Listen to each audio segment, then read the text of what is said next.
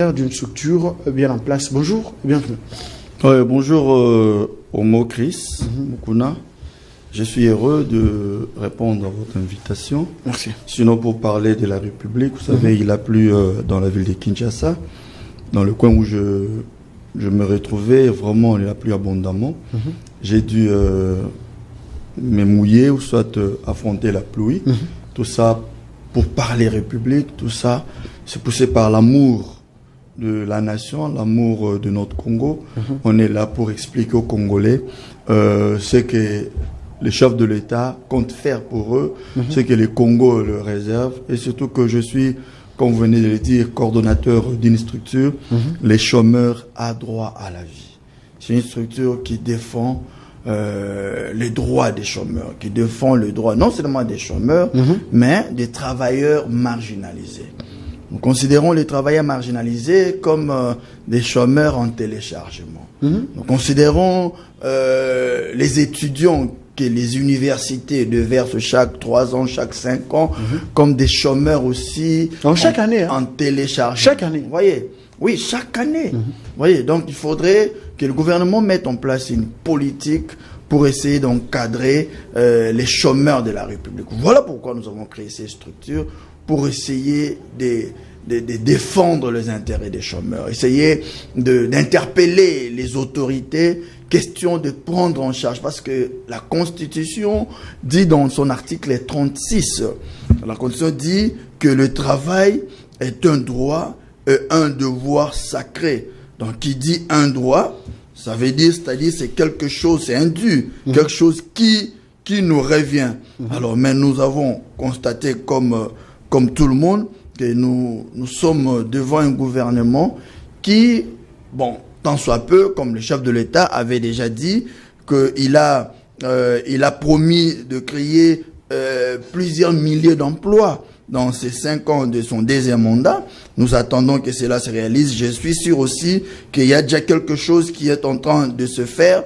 Mais le problème, c'est que le gouvernement doit mettre en place une véritable politique d'encadrement des chômeurs. Quand vous parlez du gouvernement, vous faites allusion à qui exactement?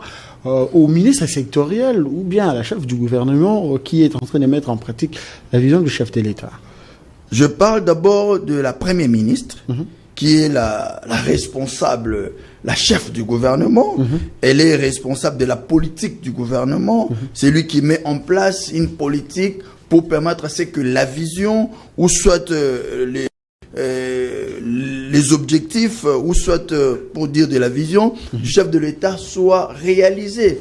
Mais on est surpris en train de comprendre que il n'y a pas vraiment une politique claire d'encadrement des chômeurs. Vous voyez, à part la première ministre, elle est la chef du gouvernement, mais nous avons un ministre sectoriel, un ministre du Travail, mais c'est Ephraim Ekwaka. C'est un homme d'État que nous avons du respect, mais on est déçu de voir son inaction. On est déçu de voir ce que je peux qualifier son incompétence. Parce qu'il n'y a pas... Apparemment, ces derniers temps, tout le monde est incompétent au sein de la classe politique. C'est la nécessité. Quand vous passez à la télé, vous ne faites que traiter les gens des incompétents. Je ne sais pas pourquoi. C'est à la mode ou bien... C'est pas de l'acharnement, mais c'est par rapport aux résultats qu'on attendait d'eux. Vous voyez, le premier mandat de chef de l'État était un mandat de pose de base, pose de fondement. C'était un mandat réussi. Pourquoi? Parce que le chef de l'État a réussi à réaliser quelques de ces grands projets, notamment la gratuité de la maternité, la gratuité d'enseignement. Il a augmenté les budgets de l'armée, tout ça. Donc, personne ne peut douter de ce que je dis. Mais le deuxième mandat, c'était le mandat que le chef de l'État avait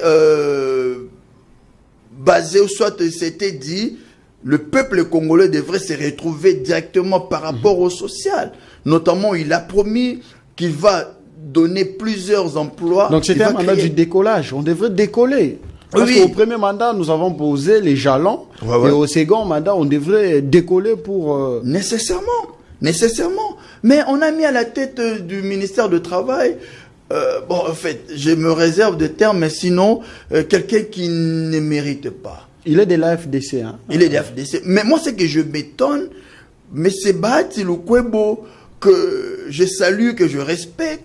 Je me dis pourquoi il met à la tête du ministère du Travail, parce que c'est son quota, s'il faudrait le dire. À chaque fois, il met des personnalités, c'est des personnes incompétentes. Vous voyez, depuis le chef de l'État,